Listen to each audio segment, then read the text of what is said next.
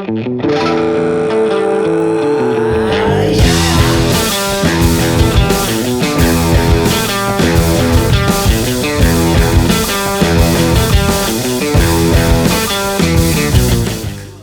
up on the Pete Sousa podcast, it is March Madness. No better time than right now to get into the brackets. Also take you behind the curtain. We talked to John Gallagher, the head coach of Manhattan. We talked to Reid Gettys, who is the all-time assist leader in the history of the Houston Cougars. Went to 3 straight Final Fours, and he is right there. Has a courtside view, obviously, as an analyst for ESPN, but also is very close to that Houston program. So looking forward to talking to them about exactly what is in store for us in the NCAA Tournament, and also got a couple of great stories out of it.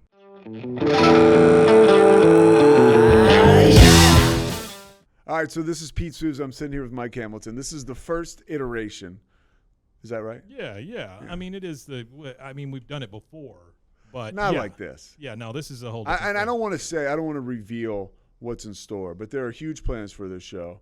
The folks at Rogue Media, I guess that includes you. It does include me. Yeah. Are putting their weight behind it, and I'm in for the long haul. We got a lot of weight.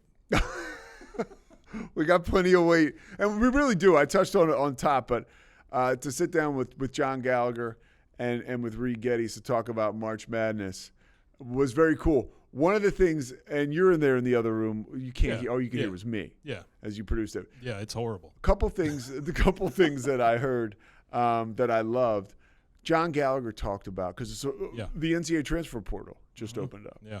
Now imagine that every day at Rogue Media, if you walked in and all of your employees were up for grabs. Yeah, no kidding. So if every day that you had to come in here and produce podcasts and manage the Rogue Media Network, you had to make sure that Zach wasn't going to leave for another station, that Matt wasn't going to leave for another station. Well, it's not only that. It's the fact that it's been this way forever, and then all of a sudden somebody turned the switch on and everybody's available. Yeah. That's what I think is the bigger thing, is you got to get used to this brand new system.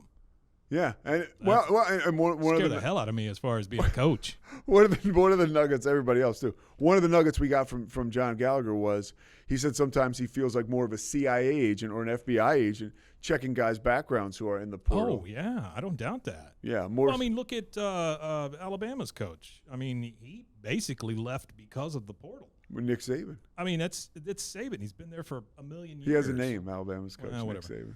Yeah. Not anymore. He's not there.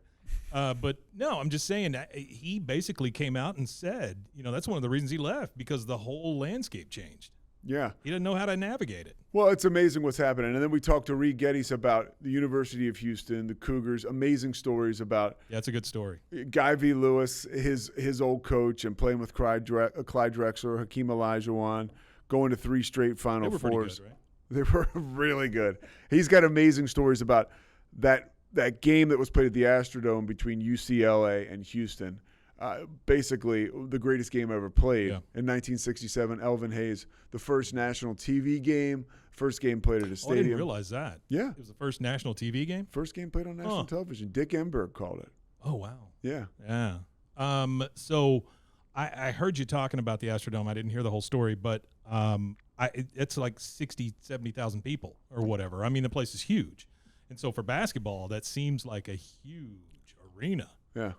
But you were saying that he said something about the size of the balls. Yeah, well, but we're gonna save it for that, because it's I don't. Well, the only experience I have is going to the Alamo Dome and watching the Spurs play in half of the dome, and it was awful. Like, there were curtains, and I mean, it was we had like high school stands, like those metal fold-out stands and the whole thing. Well, and at that time, that had become the norm.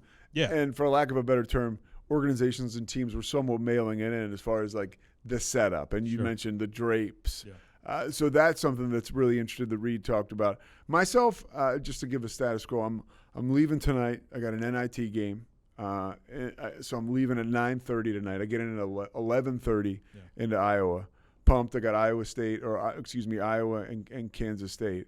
But we wanted to make sure that we got in our March Madness episode before we got started. Number one impression for me, as far as the NCAA tournament is concerned, anybody that used to say or that says CBS as a network and the NCAA tournament itself and the selection committee, that they're sort of bedfellows, it's not. This tournament was a great example that they are not that. A guy like Rick Pitino his team not being selected, they were probably good enough to be selected. Major teams like Oklahoma, major teams like Seton Hall in a New York City area, you might think, okay, Seton Hall's a little smaller, but still a huge metropolitan Big basketball school, too. Big basketball school. Characters all over. Their coach, Shaheen Holloway, is a character. Kadari Richmond, one of their best players, is a character. Surprised to see the Mountain West get so many bids, and the Big East only gets 3. I think the Mountain West gets 6. The Big East gets 3. The Big 12 gets 8. They were expected to get 9. They did not. Who got left out?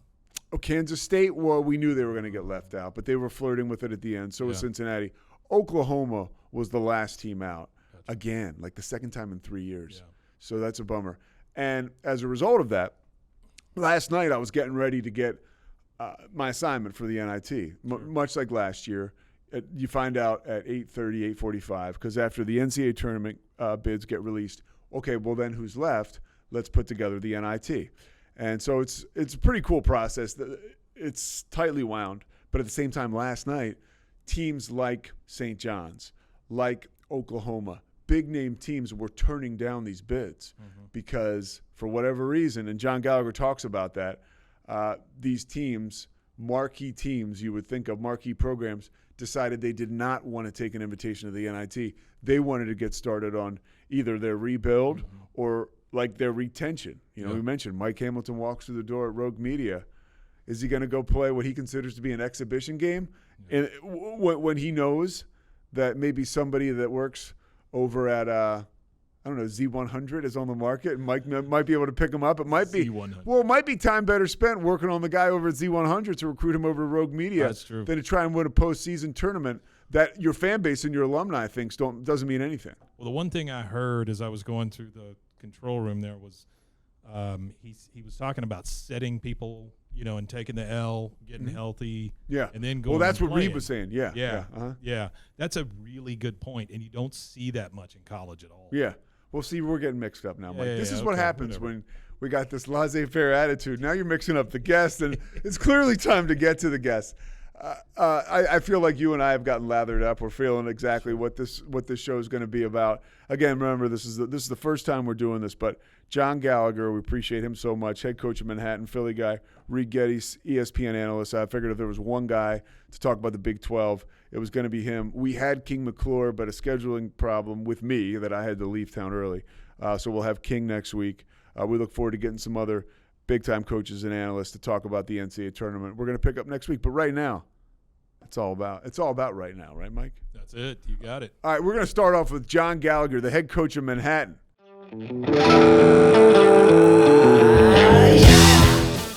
So joining us now, John Gallagher, head coach of the Manhattan Jaspers, a Philly guy, one of my favorites, who is no stranger to March. It's funny, Gal, looking around the bracket, right, or checking the bracket out. It's like, we're missing these characters, like the kid from Indiana State or Rick Pitino. America doesn't know that they're missing John Gallagher, too. One of the best characters in the country. From your lips to God's ears, right? So how has the first year been going? Phenomenal. Great place, great job. It's a rebuild job, as I said when I got it. I'm a construction worker, not a miracle worker. So the 1 year, the groundwork has been laid. Really a lot of optimism, and it's a lot of fun. I got to tell you, you look fabulous. The last time we talked, we talked on the phone a bunch of times, but it was on Zoom. You really look like you're like the sunlight of the spirit, as we would say, is shining through you. It's such a, you're in a good job and you're blessed when you don't win a lot of games, but you're ecstatic to be at the place. So this is a great job, and they've won NCAA tournament games, as you know, and we got to get that back on track. Some big names too, Fran Fraschilla, Steve Masiello. Now you're at the helm. When you build a program like this, when you're trying to build a winner, what are some of the essentials that you do? You mentioned it. It is a rebuild. Well, I think that the first thing is identity, creating identity. What are you known for inside your program? You walk in the gym, if you ask your players, what 3 things do you guys stand for? That they should be able to say it. For us, obviously we couldn't, we could say them, but we couldn't always accomplish them. But the first thing is, are you speaking the same language? Do you guys understand who you are? And I think by the end of the year we did. We were playing pretty well. Look, we were down to probably only 6-7 man rotation at the end. But I always say when the season ends, are you sad you're not going to practice the next day and preparing? And there's 360 some Division I schools. 1/3 of them are happy it's over. We were sad. So it's a credit to the players, and it's a sign for the future. As you continue to build there at Manhattan, I have no doubt you'll be playing into March, deep into March. Do you feel you hear coaches talk about it, about the expansion of the tournament field? What are your thoughts on that? Was that something you'd like to see? I mean, it's happening. It's going to happen, so we might as well get adjusted to it. I hope that what I've heard is that they're not going to cut the guy. They're not going to cut us out, which is, I think, smart. They just want to add more teams. Look, if you're going to expand the conferences, it only makes sense because look at Oklahoma. 2 out of 3 years, they're the last team in, the last team out, and it's inexplicable, right? I mean, it's just hard to fathom. When you see teams like Oklahoma, you see a team, some big dog, St. John's, turning down NIT invites. Does that make sense to you? Tom Crean had a very interesting talk about that. I saw both. At the end of the day, Tom's not living in reality. Tom is a great man. Tom is about all the right things. But the reality of it is you probably you can't force. It's not football, and even football has an issue with the bowl games. At the end of the day, you have a roster, half your roster's, banged up, hurt, and doesn't want to play. It doesn't bode well. It just doesn't bode well. And I know what he said. I'll take 5 guys and 6 guys. It's not reality. When you guys are planning for the future, and now it's, again, I thank you so much for joining me as the portal's opening up. I had to call in a big favor just after St. Patty's Day. But, what is it more about? Is it more about bringing guys on, or is it more about retention? Combination. It's both. I think it's I think as much as people are complaining about the portal, there's some real high-valued guys if you know what you're doing. So you got to really study it. And look, I know it sounds crazy. I was up till 2 a.m. last night, and then you're up at 6, and then I've been on the phone. I mean, I got notebooks, I got pads. I mean, it's exhilarating in some regards because if you got to fill 5 or 6 guys, and then it's really, what are your former players that are like when I was at Hartford, a lot of those guys are around the country. And I talked to one kid and he's like, yeah, I know who you are. I said, how do you know me? He said, you're so-and-so he loves you. So at the end, you're like, I said to my staff, thank God the kid thank God the kid that played for me liked me. Because it gives you a chance, but the guys that are out there that you can get that can really add it. Like I'll give you an example. Malik Ellison transferred from Pitt to Hartford. He averaged 3 points. I think for us, he averaged 20 and 8. His dad was never nervous purpose. Pete, he was the best player, the second best player in the America East top two. Then Tracy Carter, we got him from LaSalle and Marquette to transfer. He was the best defensive. So there's guys out there that bring, extreme value. And that's why I'm excited, because I always say, when you get a transfer from the high levels, the first thing I say is, we get to dream again. You get to dream again. So what does that mean? They've been jaded by this high major experience where at the end of the day, you come to Manhattan and it's about basketball. It's about building relationships. It's not about, my God, my dorm's this nice. We have great dorms. We're in Manhattan. It's awesome. But you don't come to Manhattan for that. Come to Manhattan because you want to play at a high level versus high level teams in a great conference in the best city in the world. And you just want to get better at basketball.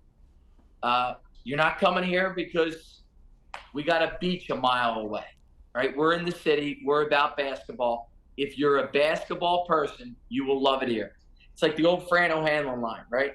If you're around Fran O'Hanlon a lot and you like basketball, but you don't love it, you'll hate being at Lafayette. If you love basketball, it's a paradise, you know? So at Manhattan, and we talk about it, there's three types of players. There's the players that like it, there's the players that love it, and then there's the players that live it. We got to get 3 or 4 that live it, and then sprinkle in love it, and try to avoid the like it, because the like it guys are the guys that make excuses easily, and we got to avoid that. How important is your honesty and your authenticity? Because going around the country doing games this season, I talked to coaches, and it seems like one of the main things you guys have as far as currency is concerned is honesty. Because there's so much noise out there. The accountability, the love language that is, will open the right guy's eyes. We'll hit a gear in them. Have you found that? Well, it's also the line of carefrontation. I care about you. We're going to have a confrontation. You got to love that. Meaning, here's the standard. The standard is the standard. We've been saying the standard is the standard since 2010. Okay? The standard is the standard. And at the end of the day, if you're not willing to have those carefrontations, it's going to be a long experience, a lot of drama. So what honesty and transparency does, it avoids storytelling, okay? I don't want them telling stories when they go home at night. So what does that mean? Kid goes 2 for 9, hasn't been in the gym all day, all week, all month. And he goes, let's just throw a number, 12 of 55 of the month, okay? And he's going to blame somebody. So he could blame the offense. He could blame the coach, okay? Now, I have a choice. I could give him the facts that, you know, you haven't been in the gym extra. We've been here. You've been running out first at practice. That's why you're 12 of 55. Honesty. Okay, being honest, open, and transparent leads to no storytelling. And we want to avoid drama. So storytelling creates drama. Okay, and that's what we want to avoid, is any storytelling, because then it avoids drama. You and I talked the last time we did this on this platform. You know, you were willingly, decidedly by yourself, you removed yourself from the coaching business because of a situation and circumstances. How hard was that year for you, being out of coaching? That was the hardest year ever. But it was also very beneficial, because here's the reality. That 9 months, I can't not be in the game. Doesn't matter where I have to be. I'm 46. For the next 25 years, I got to be in basketball. So at 71, I'll be ready to hit Florida or some beach. And, you know, I'm going to be, Jack, I love you. That's my son. He's rolling out. Like that. He's going to play some hoops. But like, my point is, you can't, come here, give me a hug. You can't make that feeling up, because I was lost. Say hi to everybody. Yo, Jack, what's going on, man? Pete Sousa. Right. He's going to play. So the bottom line, Pete, is it's really a fascinating question. I thought about it last week. I'll never be able to be without it in this game, because it's such a great game. And I'm, you know, wherever Manhattan, I'd love to be here a long time, because first I fit the school. I love the Christian Brothers. I love the mission of the school. And I love the nucleus of guys we got. If, you know, we're going to 5 or 6 really good ones, and then we're going to add 4 or 5. But the game itself is such a great game. And I will say this, you know, even jumping into the MAC, there's great coaches. 99.9% of coaches are great guys. And we're in this business together. The older I get, the more I realize, like Bashir Mason's representing our league. I didn't know him at all. I have great respect for his teams. After the game at home, I went up to him in the hallway. I said, you know, you played at Drexel. You may not. John Chaney would be proud of this team. Former Temple coach. Former Temple coach. His teams shoot 40%, and they win games. They make it a rock fight. And there's a love. I have a love for that. Like, you know what? This is who we got. We're going to out-tough you. Here we go. I have great respect for that. Like, we weren't good enough to win that game, you know, but I'm honest enough to say, you know what? Good for him. He knows what he has, and he knows this is the way he has to play. And there's honor in that. And I know some people, oh, well, the skill. Look, I coach skill. I want to get at the end of the day, if you don't have toughness, you're not winning in college basketball. A couple more things, and I'll let you get back to building a champion. You were out of basketball, but you really weren't. I mean, what do you think your friends around the coaching business, do they miss? Does a Porter Moser miss having you as an ally, shooting him all kinds of information, or is he happy that you're back to work and you're not blowing his phone up all the time? You were still watching film 24/7. Yeah, I was in it. I was still working, still analyzing. And look, I still look at Porter's games. Mike Martin's one of my best friends. He lost the game the other day. I had my kids here in the living room. I mean, I was devastated. My children, my 7-year-old daughter never saw me watch a game so devastated. I mean, they led up 6 with 26 seconds left. And I think the coaching fraternity is so close, and it's gotten so closer because pain is inevitable. But if, you know, you're not alone, everyone's going to suffer in coaching. All right, so you're sitting there, and the selection show. Did you watch it yesterday? I did, with my family. Yeah. What was the biggest couple surprises for you? I was shocked Virginia got in. Shocked. 2-7 in quad one. I was shocked Boise got in. I was shocked Virginia and Boise got in over Oklahoma. I think the Big 12, and look, this is just a kid from the Northeast, my view on it. It's the problem with changing conferences if you're Oklahoma. No one's in that room fighting for you. The SEC's not fighting for you yet, and the Big 12's not fighting for you. You're on an island by yourself. And there's no reason 2 out of 3 years you're the last team in. Wait a minute. That means, you know, that you didn't have somebody fight for you. Well, the track record. Well, Porter Moser took a team to the Final Four. Yeah. Porter Moser and took the Sweet 16. And a Sweet 16 who beat Illinois. A mid-major. At the end of the day, Porter may not like to hear this. He had nobody in that room fighting for him. And this is what I was told by many different people. when you're on that last team, you need a guy in the room that's saying they should be in there. Oklahoma got killed by changing conferences because they had, first off, the SEC doesn't care yet. They don't care, right? And the Big 12's happy. Don't ever confuse it. Who are you telling me a Big 12, if they were fighting for them, they won 8 games. They beat Iowa State. Yeah. Wait a minute. Go look at some of their wins. They have 0 losses outside of the quad 1.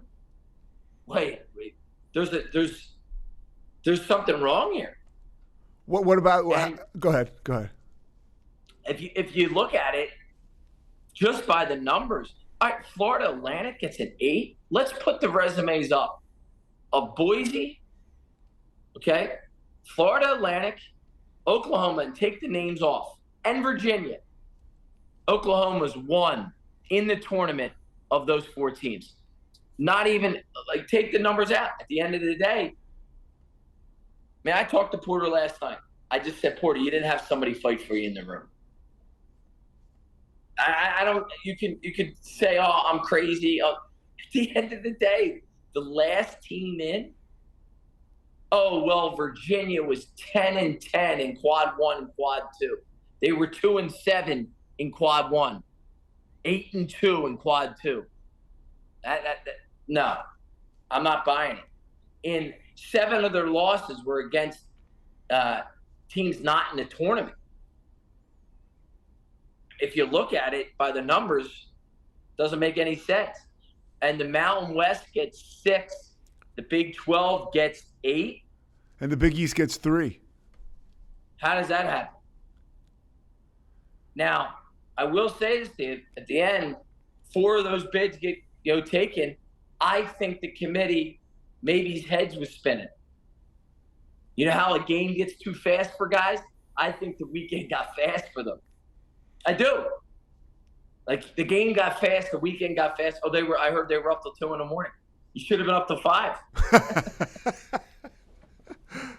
So when you look at the landscape and you look at the bracket, anything you saw where you said, "Ooh, I like that for this team"? Who's a darling of yours or somebody who you think? Well, I mean, they always say they don't do the storylines, but three of the 4 Final Four teams are in the East. Timmy Miles had a great line. They say they don't want it until they want it. What do you think if you're Danny Hurley? How do you feel about that? I mean, they're just so good. They're just so good. Listen, they're that good. They're a machine right now. All right. So what's one thing, last thing, that people don't know about your program that they will soon? Great question. The thing about our program that they will know soon is how great New York City basketball is, and how one thing Pitino did do is he brought college basketball alive back in the city. And it's an amazing place. It's an amazing place to live. And,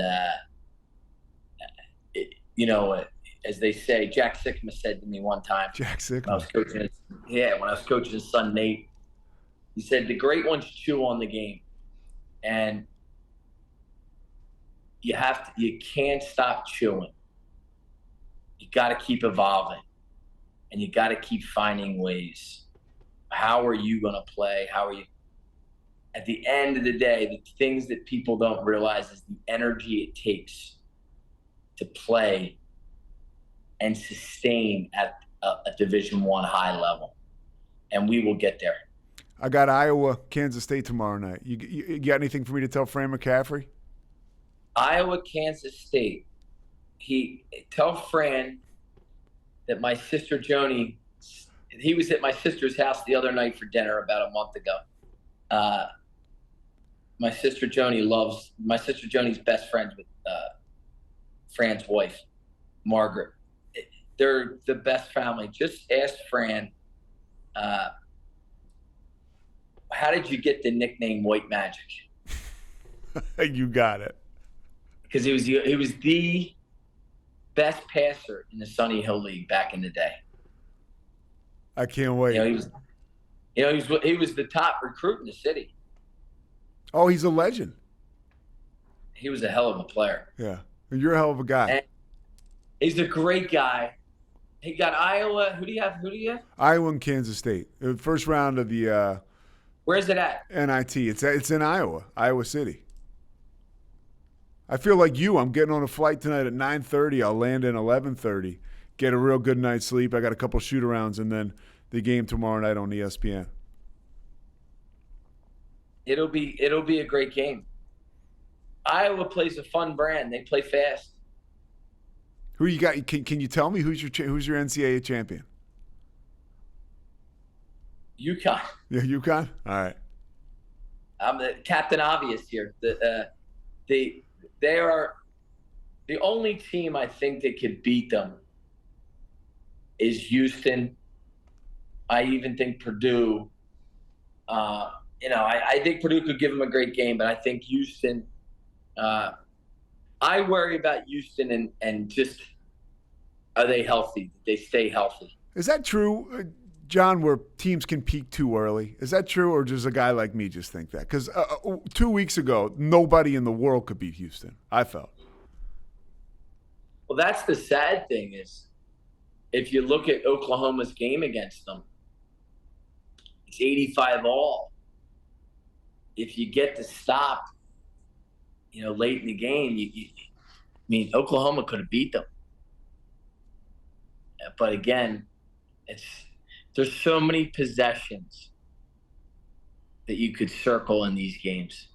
And that's where I think fans have to realize when you're building programs, it comes down to literally for Porter in 2 seasons, it's 1 possession each.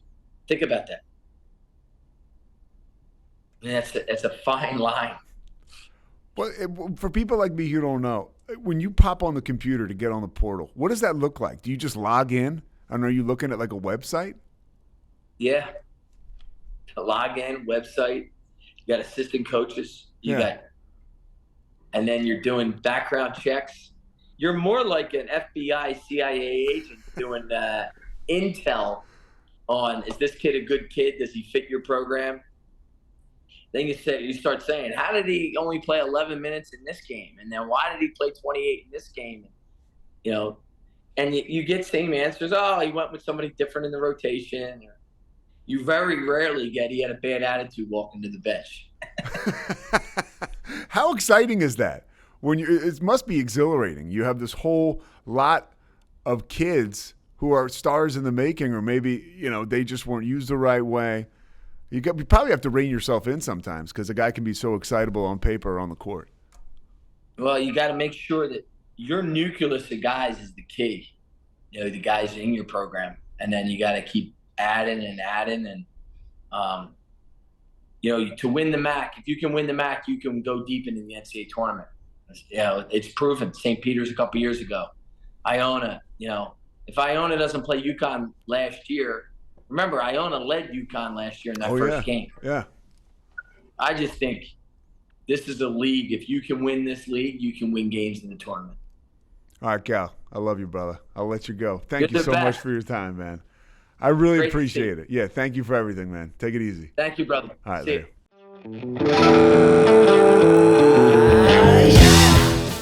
All right, we've got Reid Gettys right now on the line. Reid, obviously, his basketball resume speaks for itself. All-time assist leader in Houston Cougars history, 3 Final Fours, couple championships he played in. Reid, and also an expert analyst for ESPN and Houston Cougars expert. I want to ask you the first thing about Houston. Did you like the Cougars draw? Yeah, it's hard because I look at this. Let me preface everything I'm going to tell you with the next office pool that I win will be the first office pool that I've ever won. So I start with, I'm the worst at picking with my heart instead of my head. So I'm looking right now, and I've got 8 Big 12 teams in the Sweet 16. You do. And so I'm like, so that can't work. But so, I'm the same as you. is, That's what we saw so much of, and it is such a great conference. So I'm with you on that. I look at it and I think, Pete, I look at TCU and I go, they don't know how good TCU can be. TCU can be really good. And then, then I start looking at Texas Tech and I'm like, oh, they can beat Kentucky. Texas Tech they can legitimately beat Kentucky. And then I start thinking anyway, and then it's like, come on, get real. That's why I lose all the office pools. I think last year a secretary in the office beat me, and she picked them based upon mascots. She came in, she goes, what's their mascot? Oh, I don't like that. They're not going to win. It's very true. I mean, anybody that really knows, it's almost like the more you know, it hurts you as far as when you're handicapping this stuff. But when you look at where the Cougs are, who is in, who their opponents will be, first, second round, what teams maybe scare you? Anytime you see a 3 and a 4 seed that are Duke and Kentucky, that concerns you. I haven't seen Marquette enough to know. I know they've been consistent. They've been good all year long. Right now, I'm stuck with on my bracket. I'm just sitting here staring at Wisconsin-Duke game because I want to put Wisconsin because then I confidently say, man, U of H beats Wisconsin. Yeah. But I can't figure that one out. Look, the Cougs. Here's the thing about the Cougars, and you and I talked about it. Mm-hmm. They lost their number 6, 7, and 9 players. Their rotational players lost them for the season. So they went from maybe the deepest team I remember seeing to now they're playing with number 8, 10, and 11. And the other 2 guys, I'm telling you, November and December, they didn't play 5 minutes a game. Yeah. Now they're being counted on for significant minutes. And, oh, yeah, our starting center is getting his knee drained every Monday morning. What do you think about that as far as, every team comes into March or this time of a season, whether it's in the NBA or college basketball, everybody's injured to some degree, right? But how significant are the injuries that Houston has been dealing with? Yeah, see, that's the difference. Everybody's injured and banged up, but there's a difference between playing injured and guys that are out. And we have 3 key players out. Now, here's what encouraged me. I wanted the Big 12 tournament. Kelvin didn't ask my opinion. I would have acted like it was an NBA game, and I would have sat Jamal Shedd and Juwan Roberts and just said, "Hey guys, the rest of y'all go play your hearts out. Do what Bill Self did." And just take the L and go home and get well. Yeah. Now Kelvin would sooner stop breathing than to not compete. But the encouraging thing is you can't win 3 games in 3 days with 6 guys. You can't do it. But we won 2 games in 2 days, and that's encouraging because the NCAA tournament gives you a day off. You're playing Friday, Sunday, or Thursday, Saturday, or Friday, Sunday, so you get a day off. So the injuries are significant. Everybody has them. The problem is we have 0 margin of error for foul trouble. Somebody gets in foul trouble, and we're really we've got a tough road. How hard is it? You guys lose JoJo Tugler. He was a guy who I thought was sensational, a young guy, an athletic body off the bench. Who has been able to kind of step up in your eyes and fill that void? Well, 2 guys. I would add Terrence Arsenault to that loss also, because at the time Terrence went out, he was actually ahead of JoJo and was our leading rebounder, 6'6", 6'7" wing that was a 3-level scorer and our best rebounder coming off the bench. So then you lose both of those guys, and you're relying upon Damian Dunn, Malik Wilson, and this kid named Ced Lott, who has 2 characteristics you can't teach. He's 6'11" and 285. Other than that, no intention of playing that kid this year. None. He just has no idea what he's doing. It's not his fault, but he's got 5 fouls. And so you say, hey, Ced, you got 5 fouls. Malik Wilson has to say he's exceeded any reasonable expectation of his production would be an understatement. I'm telling you, November and December, I don't know how many times, I probably didn't say it on the air, but like, kid can't dribble, he can't shoot, he can't pass, he's skinny, he doesn't fit into what Kelvin does. And sure enough, this program that prides itself on improving players, kid's legit. He's learned how to rebound out of position. He's defending at a high level. He's found a niche, kind of this turnaround elbow, jump shot. He's contributing, and boy, what an incredible story of that kid getting an opportunity and stepping up. You and I have been able to talk about this too when we work together. There's something unique that's going on at Houston, and I think it starts at the top with Kelvin Sampson. As close to home as you are for that, you've seen this program get resurrected, and now it's turned into a perennial power. How much of that is Kelvin Sampson? I mean, just coming down, you look at his family's involved, and it feels like a family when you're around the program. Is that real? Yeah, and Pete, I guess I would add to that.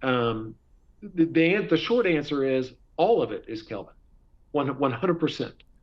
Now, I would add, the only caveat I would add to that is it's also Quantas White, Hollis Price, and Kellen, his son, because Kelvin is such a difficult coach to play for, that if you don't have somebody that can step in the gap between that tough, demanding friction, and three guys it's not unremarkable the fact that those three guys played for him. Yeah. Right. So they can grab Jamal, hold his face, and go, "Hey, been there, done that." Separate the message from the messenger and listen to what's being told to you. And without that, the program, it couldn't survive, because he's just so demanding. But their ability, the only program, and I said it for 5 years, the best player development program I've ever seen was Scott and what he's done at Baylor. And his ability to take guys that were under-recruited and turn them into all-conference and NBA players. I would put Houston at the same level, and maybe even a little bit higher, because Scott's gone back to getting blue chip and McDonald All-American guys now. But the only programs I've ever seen that consistently develop kids the way they do. How do they do that? I mean, you played for Guy V. Lewis, a legendary coach. How do coaches tap into a player and get the absolute most out of him?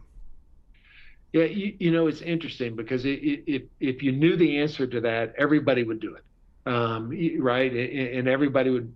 To me, when I watch Houston, it's kids like. It's Jamal Shed, and Fran has been so complimentary, Fran Priscilla, during the broadcast, talking about Jamal. If you watched when JoJo Tugler was playing his best, I promise you, his biggest fear was that he was letting Jamal down.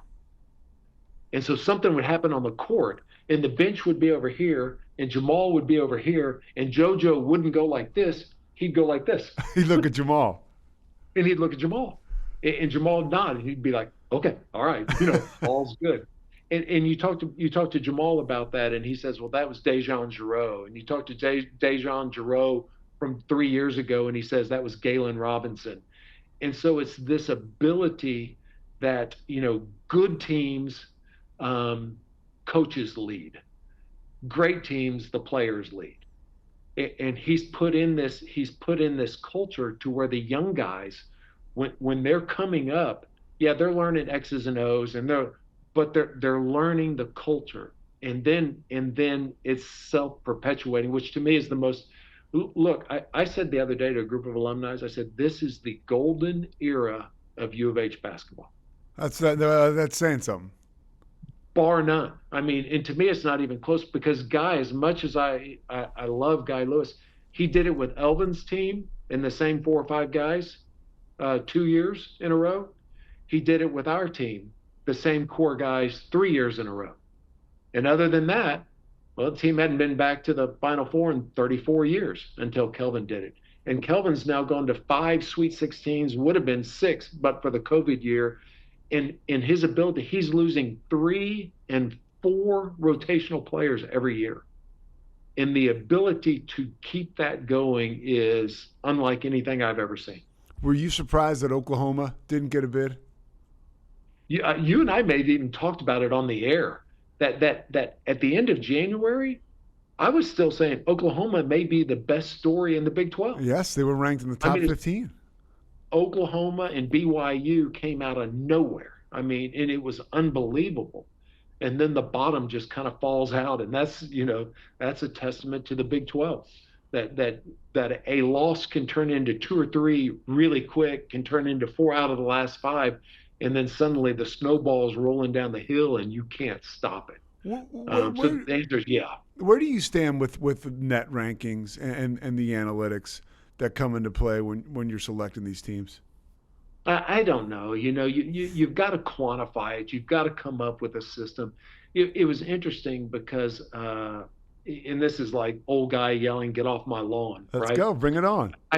I read somewhere today that this is the second year in a row that U of H, that Kelvin and his team have had a number 1 seed, and they said, and the article was making the point that U of H hadn't been a number 1 seed since my sophomore year. Sophomore year was that 1982, 1983. Yeah. And it's funny because I read that and I thought, I didn't remember that. I didn't remember we were number 1 seed. We didn't even talk about seeding. It was like of no consequence. I mean, we just here, we were anxious about the brackets, who we were playing and where we were going, and trying to put numbers on it and odds and statistics. And maybe it's just the prevalence of betting and gambling, and everybody wants to pick the 5-12 game and the 4-13 game, and everybody wants to do it. You've got to have some sort of metric that you can quantify things. But man, I'm kind of old school. I'm a big fan of the eyeball test. That's a really good team, and that team not so much. So I don't know. Indiana State today would tell you that the net system sucks. And other, Michigan State might say, oh no, it's a pretty good system. Yeah. Right. Yeah. No, there's no question about it. It's all. Hey, there's not enough room for everybody at the end of the day. And so, what do you think about tournament expansion? Do you think that? I hate that idea. And it's one of those things that part of the fun of this, and you can say it's fun because I'm not an OU fan sitting at home, mad about not getting selected. But the part of this that, it's a hard ticket to get. It's a sold out game and you can't get tickets, and you say, oh, well, let's go play it. Let's go play U of H, Kansas, instead of our 7,000 seat arena. Let's go play it at NRG where there's 70,000 seats. What does that do? That changes the whole feel of it. And so part of the fun of this is that it takes something to get in, and the regular season does mean something. And for only a few teams, the conference tournaments really matter. Mississippi State, A&M, you think about the teams that went on these runs where suddenly the committee goes, man, those bubble teams were legitimate.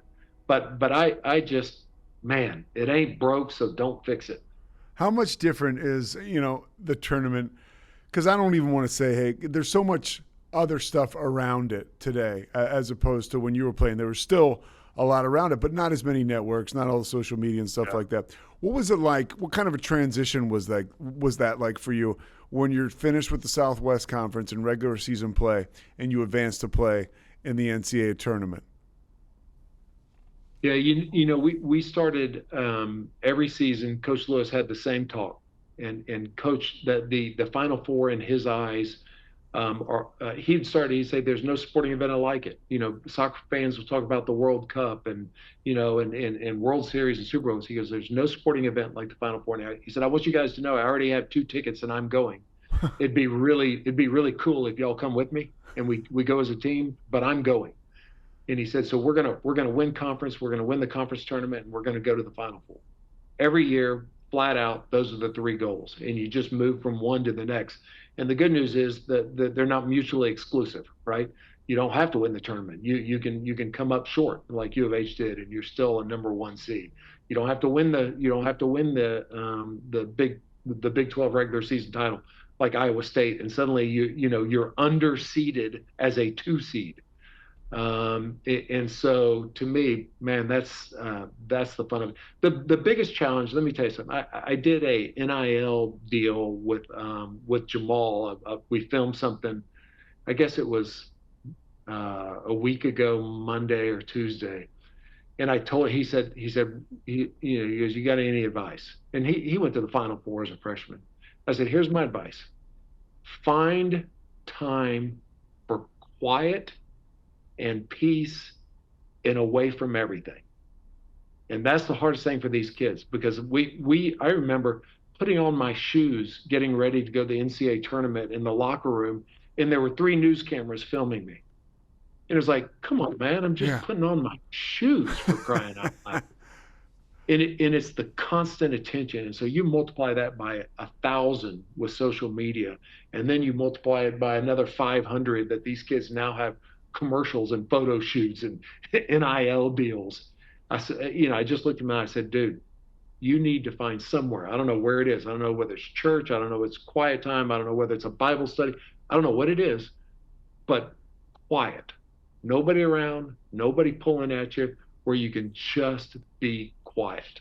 And that was my biggest advice to him. How about that, Jamal Shead? That says so much about him that he's asking you for advice. Yeah. He's such a great kid. I just, it sounds crazy. I really thought he was going to break my records, and I was excited about it. A 61-year-old dude can only get so much mileage out of a record that's 40 years old. Hey, slow down now. As a play-by-player, when you're sitting next to me, that's great. I get mileage out of that. So don't just think about yourself. I lose my street cred, and I'm out of a job.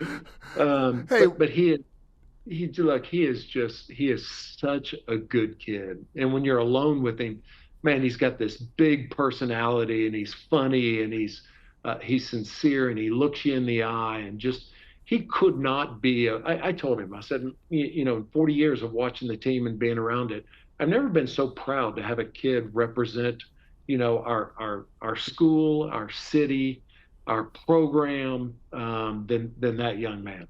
That is so special. I remember I've talked to you about my background with Villanova and some of those Jay Wright teams. You were just so proud that in whatever way that you saw it, these guys were an extension of you, the way that they carried themselves and hustled and played the game, and you getting to know Jamal like you have. It's really special when a guy like you can weigh in and say, hey, this is pretty nice. This is a nice furnished piece for us to put out there on the mantelpiece. Well, and the fact that he would ask, it's like, man, who cares what some old guy, they don't, we're playing in Chuck Taylor's for all they know. They don't have any idea. But he was sincere, and it's not like he hasn't had success. I mean, he's had nothing but he's 2 or 3 games away from being the winningest player in the history of our program. But he genuinely, he accumulates information and he processes it and he wants input and, he's a far cry from, hey, what's up, man? Yeah, what's up? He's a great kid. He's easy to pull for. A couple more things before I let you go. You mentioned the history of it. I want to get into your history of it. You sort of undersold it. As a kid who was watching your teams play, you put college basketball on the map as far as television was concerned, as far as those huge arenas were concerned. At the time, I think you did in '82, you guys playing in the Superdome in the Final Four. That was the first huge venue that was like a stadium where you guys played in. Did you know what was happening with your team specifically, with Drexler, Elijah Wan, Larry Michaud, yourself, and the entirety of, those players? It was the 80s, and some of those guys like Michael Jordan and Ralph Sampson, Patrick Ewing, they were almost like, and this is the fondest way of putting it, like cartoon characters, like you're as a kid like myself, like me, it was like you guys jumped off the page at us. Did you know that something special was happening there at the time? It's interesting, Pete. I'll answer that 2 ways. First of all, with the stadium. So the first time we played in the Superdome, they didn't put the court down in the middle of the stadium, but it was pretty close. I mean, you take a jump shot and it was like the ball just went off into Neverland. It was like, you talk about depth perception. And now they figured out a way to do it where the backdrops, anyone that talks about the backdrops and shooting perception hasn't been in the way the new configuration. But with regards to the teams I played for, one of my teammates was David Rose. David Rose ended up being BYU's head coach for the last 15 years, maybe 20, and he's just recently retired, and Mark Pope took over. He and we're in a scrimmage, Saturday morning scrimmage. We bring in refs. It's just team, right? Just scrimmaging. And I'm on the red team, he's on the white team, whatever. We're sitting there, we're both out of the game, and we're sitting there on the scores table watching the action. Somebody went in, tried to shoot a layup up over Akeem, and he jumps up, and I'm telling you, he's 18 inches above the top of the white square. Pins the ball on the backboard, pulls it down with one hand, rifles a shot. Clyde's streaking down the sideline, filling the outside lane, fires a pass to him. We had a little 6'1" guard who set up to take a charge on Clyde. The back end of it, Clyde takes off, tucks his knees up, has the ball behind his head. Bam! And just jumps straight over him and just about tears the rim off. It's just us, perfectly quiet. Dave Rose looks at me and goes, dude, he said, do you know who we're playing with? And I looked at him and I said, yeah, I do.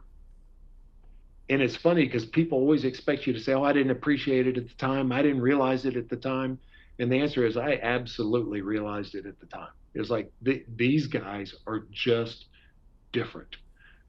This is amazing. We had my freshman year, we had a guy named Rob Williams that not many people remember, and ended up being a tragic story. He was Allen Iverson before Allen Iverson. I mean, he did things with a basketball that to this day, I rarely see something that I have not seen before. And that's because of Rob Williams, and that was 40 years ago. And so the guys I was blessed, God blessed me beyond all, wildest imaginations to pick up a kid from Memorial High School and drop me into the middle of all that. So that was a long answer to, yeah, I did appreciate it. It was an awesome answer. And we talk about the stadiums. You have a great memory yourself of going to see the greatest game ever played at the Astrodome as a kid, and the story behind that of how it happened.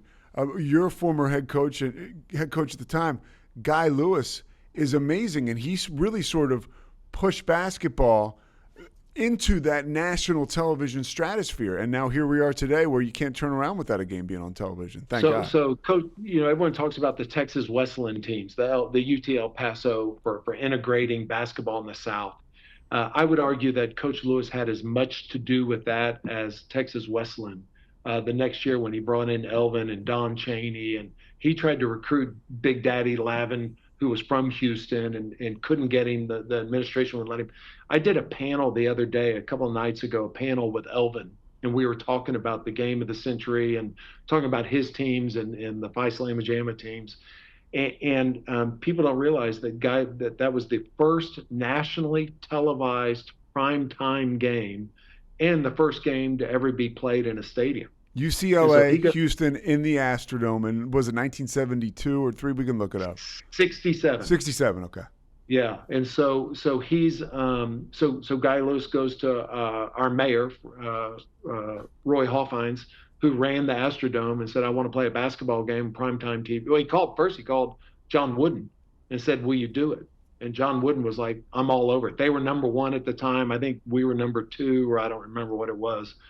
And John Wooden jumped in on it because he wanted to get into the Texas area for recruiting.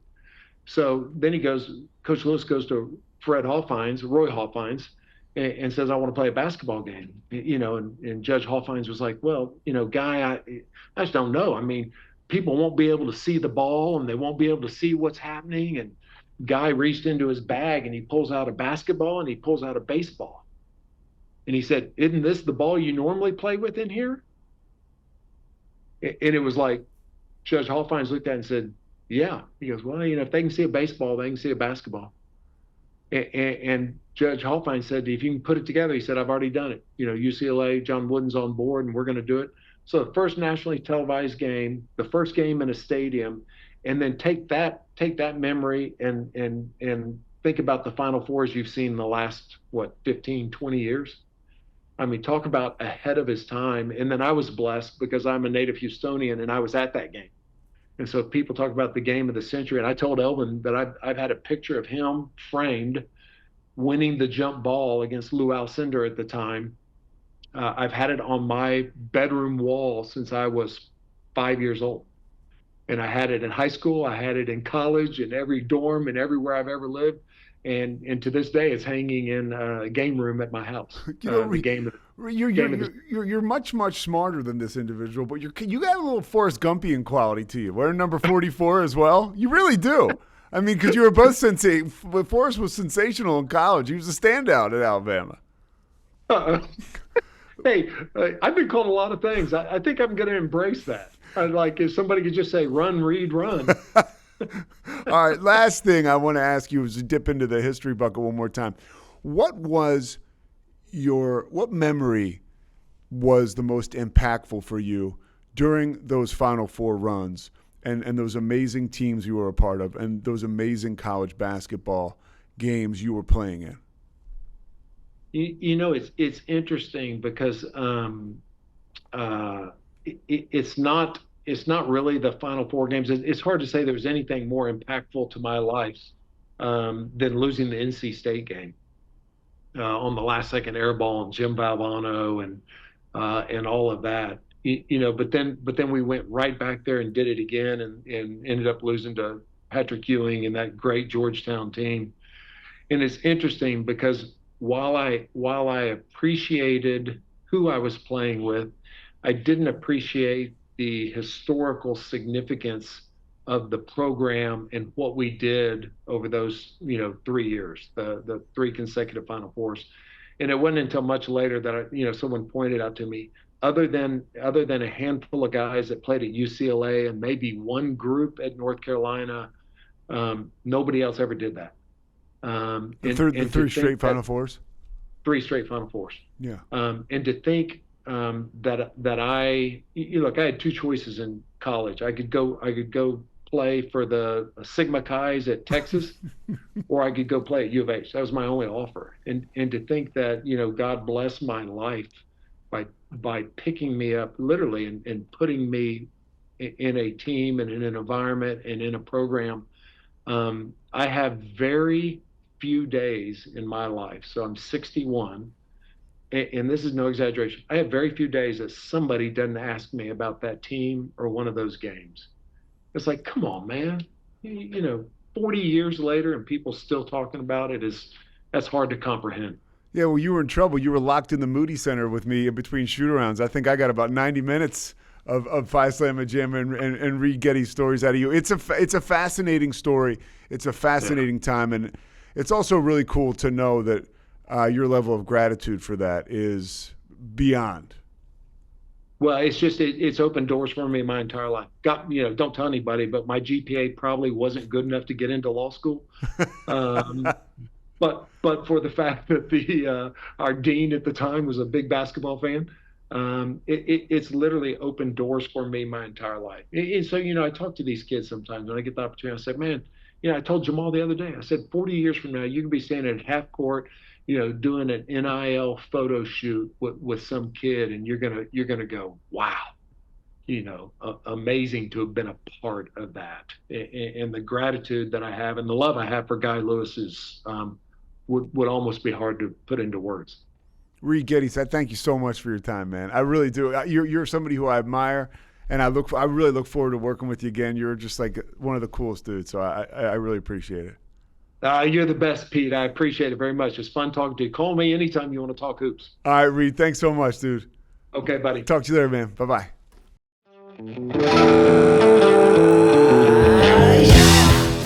Overwhelmed with gratitude and maybe a little surprised that you're still listening. You're going to want to listen next week, too. We're going to come back and set up the Sweet 16 and the regionals of the NCAA Tournament.